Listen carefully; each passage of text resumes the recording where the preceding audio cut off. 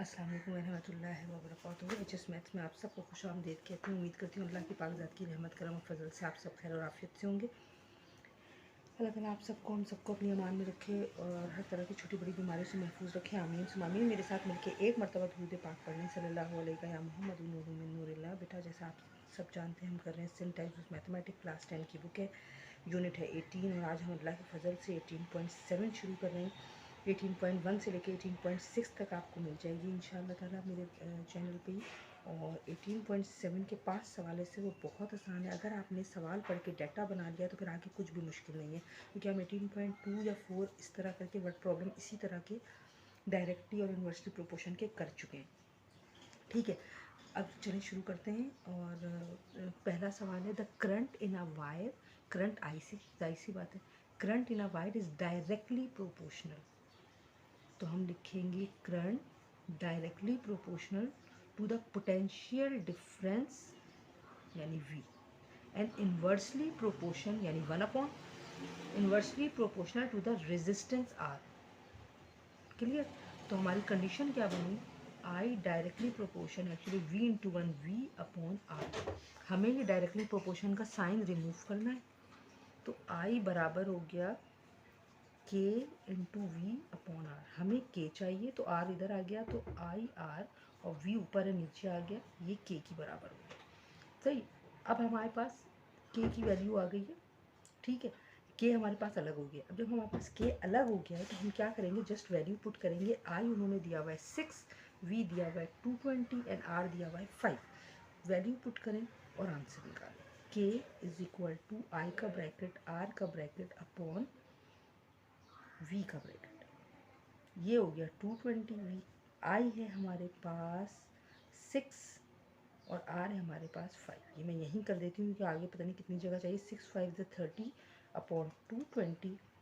एक ज़ीरो से एक ज़ीरो कट गया, बचा 3 upon 22।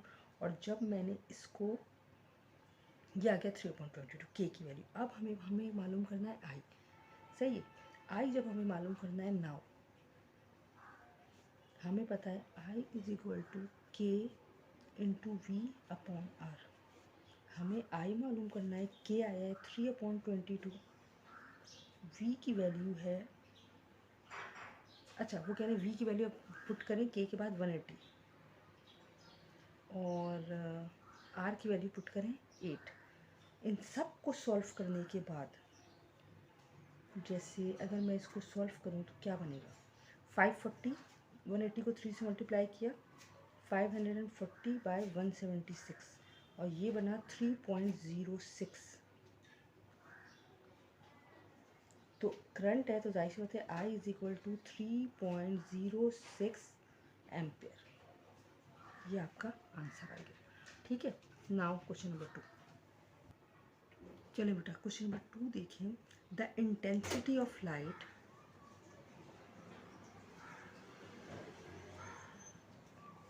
Major in a foot candle varies inversely proportion. Inversely proportion है with the square of the distance, यानी इन्वर्स है तो 1 और स्क्वायर डिस्टेंस का स्क्वायर है तो 1/d। मैं आपको इसलिए बताती हूँ, बहुत ज़्यादा डिटेल में नहीं जाती कि आप परेशान ना हो। ठीक है, 1/d² के मुझे प्रोपोर्शनल का साइन रिमूव करना है, तो मैंने लिखा I is equal to K into 1 K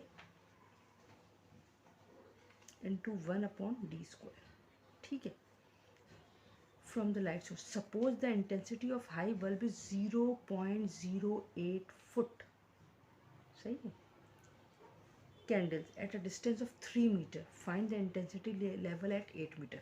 तो हमने क्या किया, K हमें मालूम करना है, तो K क्या हो जाएगा, K अपनी जगह पे, I अपनी जगह पे, d² डिवाइड हो रहा है, इधर आके मल्टीप्लाई हो जाएगा। सही। अब हमने K की वैल्यू निकाल ली। K की वैल्यू जब निकाली है तो I उन्होंने क्या बोला है हमें, पहले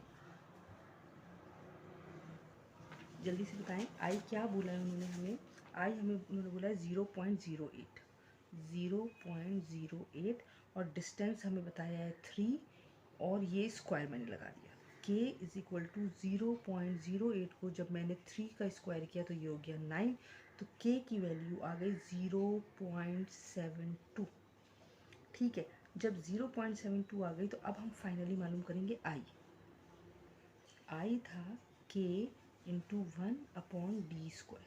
सही है, के की वैल्यू हमने अभी मालूम की है 0.72 मल्टीप्लाई बाय 1 और डी है हमारे पास 8। सही, 8 और ये डी का स्क्वायर। आई की वैल्यू आ गई 0.72 मल्टीप्लाई बाय 1 0.72 हो गया और 8 8 जा हो गया 64। सही, और जब मैंने इन दोनों को डिवाइड किया है तो मेरे सिंपल कैलकुलेटर तो अलाउ होता है, इसलिए आप डिवाइड कर सकते हैं। 0.0112 फिट 0.0112 फुट कैंडल। ठीक है, ये आपका आंसर आ गया। Now question number 3। चलें बेटा, द स्ट्रेंथ एस, मैंने लिख दिया सॉल्यूशन,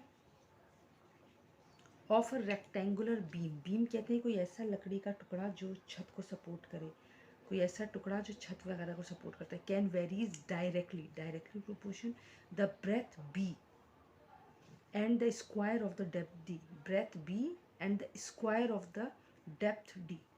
देखिए कितनी आसान कंडीशन बन गई। तो एस इज इक्वल टू, ये हटाने के लिए के लगाया, बी इंटू डी स्क्वायर। मुझे के अलग करना है, गौर से देखें। एस अपनी जगह पे है, बी भी नीचे आएगा क्योंकि मल्टीप्लाई होता है, डी स्क्वायर भी नीचे आएगा। ये सही। अब हम वैल्यूज पुट कर देंगे, सिंपल। अभी वो क्या बोल रहे हैं, 9 centimetre beam, if a beam 9 centimetre wide and 12 centimetre deep, इन्होंने हमें पहले ही बता दिया, विथ सपोर्ट 1200 पाउंड। तो जाहिर सी बात है कि हमें 1200 पाउंड ये ऐसा आ गया। और बी हमारे पास क्या आया है 9 और डी का स्क्वायर, डी क्या है हमारे पास 12। इसको सॉल्व कर लें। K is equal to 1200/9 multiply by 12, 144, सबको पता है। अगर मैं इसको सॉल्व करूँगी तो ये आगे आएगा 1200/9 144 आ रहा है 1296। ठीक है बेटा, अब इन दोनों को जब मैंने डिवाइड किया है तो के की वैल्यू आ गई है हमारे पास 0.926। सही है, ये हमारे पास 0.926। अब के की जैसी वैल्यू आई, अब हम इसमें पुट कर देंगे। हमें मालूम करना है एस है K into B into D square. तो S is equal to K is 0.926 into B. आगे वो हमें क्या बता रहे हैं बी को पुट करने के लिए, बी 12 है ऑब्वियसली, और 9 डेप्थ है उसकी 9, और ये हो गया square. 0.926 multiply by 12 multiply by 9, 9 है 81। तीनों को आपस में मल्टीप्लाई किया है तो आंसर आया है 900 पाउंड।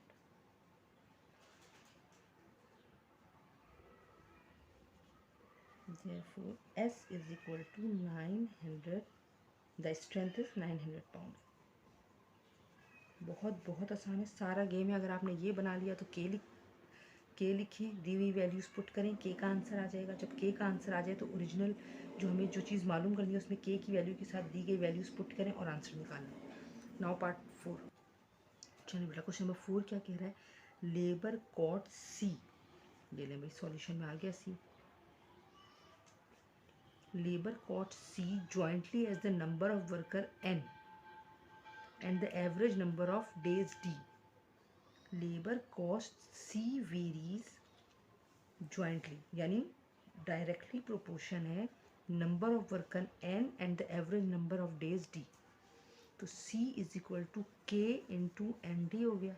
तो K की वैल्यू अगर मैं मालूम करूँगी तो गौर से देखें, C अपनी जगह पे, N और D को जाना है, यहाँ से K को छोड़ के, तो ये मल्टीप्लाई हो रहे हैं, डिवाइड हो गया। जैसे ही डिवाइड हुआ आपने वैल्यूज़ को पुट कर देना है। सही है। अच्छा, अब वो क्या कह रहे हैं कि K is equal to C कौन है, if the cost of 100 worker for 15 days is 9000। सही है, तो यहाँ से आपने C को क्या पुट करना है, 9000 अपॉन N।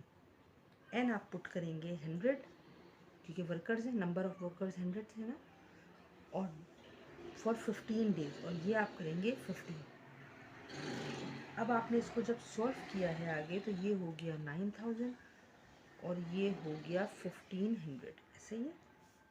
अब ये 2 ज़ीरो से मैंने 2 ज़ीरो काट दिए, तो बच्चे 19/50, 15 सॉरी, और 15 वन ज़ा 15 6, ये आ गया 6, के आ गया आपके पास 6। जैसे ही के 6 आ गया आपके पास, तो आपने लिखा सी बराबर है के इंटू एन डी, सही है। सी बराबर है के की वैल्यू आई है 6 इंटू एन, आपने आगे क्या पुट करना है, find the labour cost of 300 workers. N हो गया 300 फॉर 20 डेज, और ये हो गया 20। अब जब आपने इन तीनों को मल्टीप्लाई किया तो आया 6 3 ज़ा 18, 18 2 ज़ा 36, और ये 3 0 लगा दो, सही है। देयरफॉर द कॉस्ट, ये कॉस्ट है बेटा, कॉस्ट, सॉरी सम टाइम हो जाती है mistake. The cost for 300 workers for 20 days is ₹36,000। ये कॉस्ट है, लेबर कॉस्ट, सी वेरीज जॉइंटली, सही। ये आपका आंसर आ गया। Question number 5। Now, Alhamdulillah, the last question of exercise 18.7, and today we are going to finish chapter number 18 completely. Please kindly give the review और ज़रूर दिया करें मैसेज के थ्रू, ताकि मुझे पता चले कि आपको कैसा समझ में आया। कोई बात, कोई चीज़ आप समझना चाहते हैं तो भी पूछ लिया करें, तो मैं ज़रूर कोशिश करूँगी कि उसको इंडिविजुअली सॉल्व करके आप तक पहुँचा दूँ। Now, the sale tax on the purchase of a new car varies directly as the price of car. Sale tax on the purchase of a new car. अब इसमें कुछ भी अल्फ़ाबेट तो दिए हुए नहीं है, तो हम क्या करते हैं, सपोज करते हैं। Suppose T be the sale tax, T be the sale tax, okay, and P be the price of a car, and P be the price of a car. ठीक है, कंडीशन क्या बनी, टी डायरेक्टली है price of a car के, ऐसे ही है। तो T is equal to K P बना, हमें के चाहिए, टी अपनी जगह पे है, पी मल्टीप्लाई हो रहा है, यहाँ के डिवाइड हो गया। जैसे ही डिवाइड हो गया, वो आगे क्या बोल रहे हैं कि आप वैल्यू क्या पुट करें, देखते हैं। परचेज इन ₹20 लाख, सही है। Then the sale tax is ₹40,000, okay. तो टैक्स है 40,000,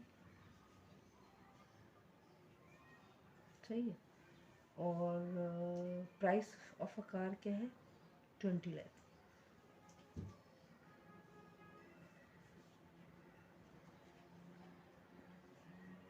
सही है। अब ये मैंने 3 ज़ीरो से 3 ज़ीरो काटा, तो ये बचा 40/2000, सही। 1 ज़ीरो से 1 ज़ीरो कटा, तो बचा 4/200, डिवाइड किया है तो आंसर आया है 0.02। के जैसे ही हमारे पास आया 0.02, हमने टी की वैल्यू मालूम कर ली, T is equal to K P, T is equal to K 0.02, P कौन है, पी क्या था भाई,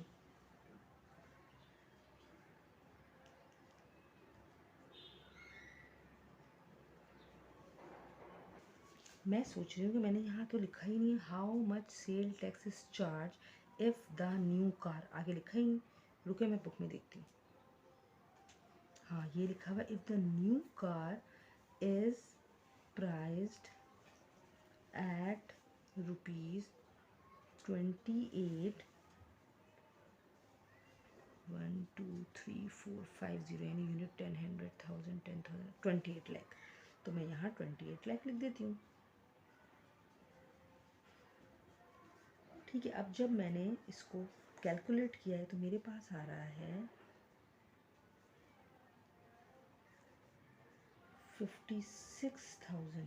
Oh my God! Therefore, the sale tax charge at the price of 28 lakh rupees is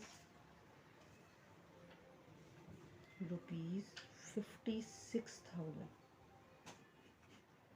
अल्हम्दुलिल्लाह अल्हम्दुलिल्लाह अल्लाह की रहमत से, करम से, फजल से और मेहरबानी से आज हमारा चैप्टर 8 ख़त्म हो चुका है. आपको कैसा समझ में आया ज़रूर बताएं और प्लीज़ अपनी दुआओं में मुझे ज़रूर याद रखें. मेरे चैनल की तरक्की के लिए एक दफ़ा ज़रूर दिल से दुआ कर दीजिएगा. अल्लाह ताला आप सबका हम सबका हामी नासिर. अपनी दुआओं में मुझे याद रखिए. इंशाल्लाह नेक्स्ट वीडियो में मिलेंगे. टिल देन अल्लाह हाफ़िज़.